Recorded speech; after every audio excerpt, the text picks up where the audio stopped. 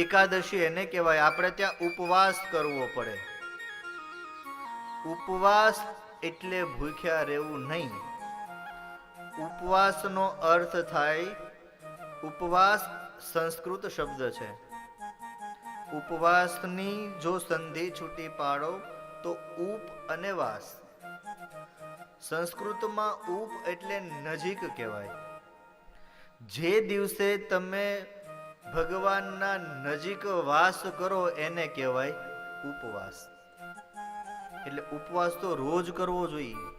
રોજે જ ભગવાનના જપ કરવા જોઈએ, રોજે જ ભગવાનની નજીક રહેવું જોઈએ. અને કદાચ હવે મહારાજ અમારે તો એટલો સમય હોય નહીં, સવારે જાગીને ટિફિન કરવાનું, છોકરાને સ્કૂલે મોકલવાના, અમે પોતે જોબ કરીએ અને વિદેશવાળા પાસે તો ટાઈમ જ નથી. એ આ બધા બેઠા છે, વિદેશ વાળા પાસે પૈસા છે પણ સમય નથી.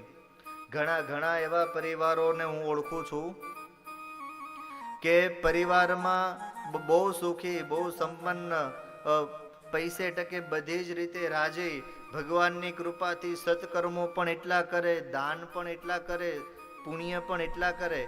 એવા પરિવારને હું ઓળખું છું. અને પણ બધું જ કરે, પણ મને એવું કે ગુરુજી તમે નહીં માનો પણ દિવસમાં અમે બંને જણા ખાલી 2 કલાક ભેગા થઈએ છીએ. મારે આવવાનો ટાઈમ થાય ને એને જવાનો ટાઈમ થાય. તો કહે કે અમારી પાસે સમય નથી, તો રોજ ક્યાંથી ભગવાનની નજીક રહી શકાય? રોજ ન રહી શકાય તો કઈ નહીં, પણ મહિનાની અંદર 2 એકાદશી આવે. 2 એકાદશીનું વ્રત કરવાનું. શું કરવાનું, કઈ રીતે કરવાનું? તો સવારે જાગી અને ભગવાનની પૂજા કરવાની. કયા ભગવાનની કરવાની? તો હું એવું કહું છું, તમને જે ગમે ને એ ભગવાનની કરવાની. હું એવું નથી કહેતો કે જાગીને ભોળાનાથની પૂજા કરો, જાગીને માતાજીની પૂજા કરો, જાગીને વિષ્ણુ ભગવાનની પૂજા કરો, જાગીને સ્વામિનારાયણ ભગવાનની પૂજા કરો, જાગીને સૂર્યનારાયણની પૂજા કરો. તમને જે ગમે એ બધા ભગવાનની પૂજા કરવાની. આપણા વેદોમાં તો કહ્યું છે કે સર્વોપરી પૂજા કોની થાય? તો વેદોમાં 5 દેવતાઓ છે પ્રત્યક્ષ. આદિત્યમ ગણનાથંચ દેવીમ રુદ્રંચ કેશવમ પંચદૈવત્યમિત્યુક્તમ સર્વકર્મ સુપૂજયેત. આદિત્ય સૂર્યની રોજ પૂજા કરવી જોઈએ. ગણનાથમ ચ ગણપતિની રોજ પૂજા કરવી જોઈએ. દેવીમ રુદ્રંચ કેશવમ દેવી એટલે માતાજી. કયા માતાજી? કારણ કે હવે તો પાછા આપણે એક માતાજી તો છે નહીં, પણ એ માતાજી જે તમને ગમે તે, તમારી કુળદેવી. બીજા છે રુદ્ર, રોજ શિવની પૂજા કરવી જોઈએ. અને ચોથા છે કેશવ એટલે વિષ્ણુ પરમાત્મા. અને એ જ બધા એના જ અવતારો. વિષ્ણુ પરમાત્મા કહો, કોઈ નારાયણ કહે, કોઈ સત્યનારાયણ કહે, કોઈ સ્વામિનારાયણ કહે, બધા એના જ અવતારો છે.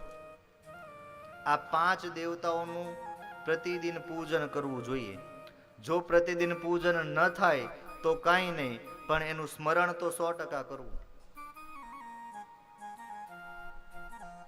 આપણો સનાતન ધર્મ આ બધા સંસ્કારો છે.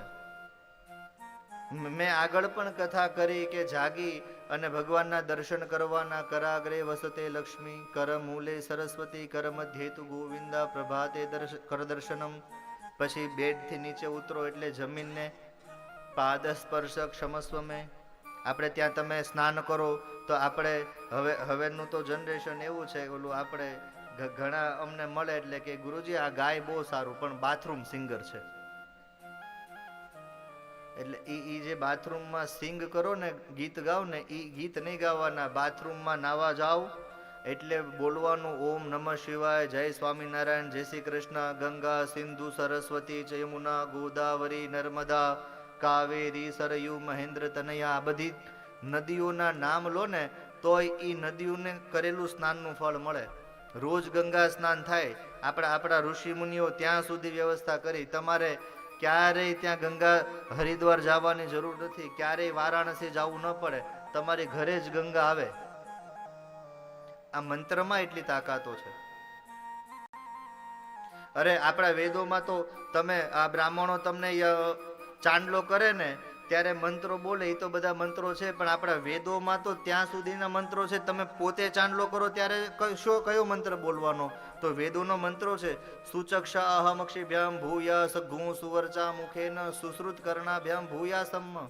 તમે જ્યારે પોતે ચાંદલો કરો ત્યારે આ મંત્ર બોલવાનો.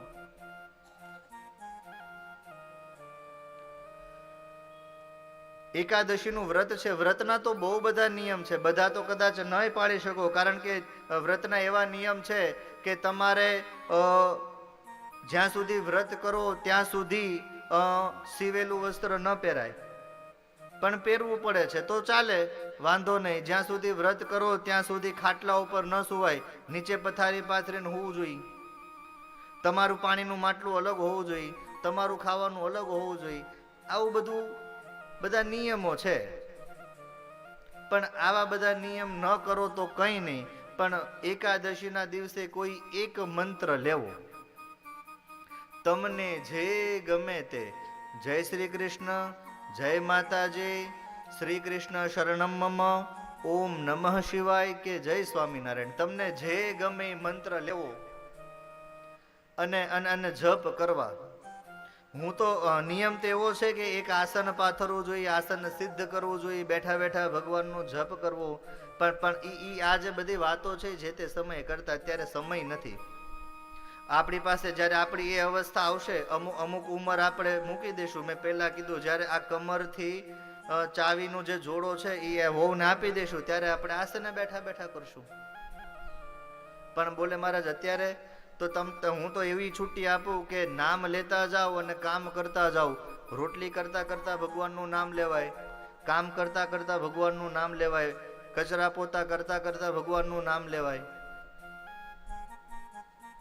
નામ લેતે જાઓ, કામ કરતે જાઓ. પછી સાયમ ભગવાનની પૂજા કરી, દીવાબત્તી અગરબત્તી કરી, ભગવાનને ધૂપ આપી, ભોગ લગાવી, અને આવી રીતે એકાદશીનું વ્રત કરવું જોઈએ. ઘણા લોકો નિર્જળા કરે, કાંઈ પીવે નહીં. ઘણા લોકો કેવળ જળ પીવે, ખાલી પાણી જ પીવે. ઘણા લોકો એવી રીતે એકાદશી કરે કે ખાલી ફલાહાર ખાય. ફલાહાર, ફરાળ નહીં, ફલાહાર. ઘણા એમ કે અમે એકાદશીમાં ખાલી ફલાહાર જ કરીએ. ફલાહાર એટલે સાબુદાણાની ખીચડી ને બટેટાની સૂકી ભાજી, એને ફલાહાર ન કહેવાય. ફલાહાર એટલે કે ફલ આહાર, કેવલ ફ્રૂટ ખાય. ઘણા લોકો એકટાણું કરે, એક ટાઈમ જમે અને એક ટાઈમ ન જમે, એવી રીતે એકાદશી કરે. ઘણા લોકો એવી રીતે એકાદશી કરે કે એક ટાઈમ જમે અને એક ટાઈમ ફલાહાર કરે. ઘણા લોકો એવું કહે કે મહારાજ એકાદશી તો કરવી છે પણ ભૂખ્યા રહેવાતું નથી. તો હું હંમેશા કહું કે ભૂખ્યા ન રહેવાય તો કાંઈ નહીં, 50 વાર ખાવ, પણ જેટલી વાર ખાવ એના કરતા 10 ગણા ભગવાનના નામ લો, એટલે તમારી એકાદશી સફળ.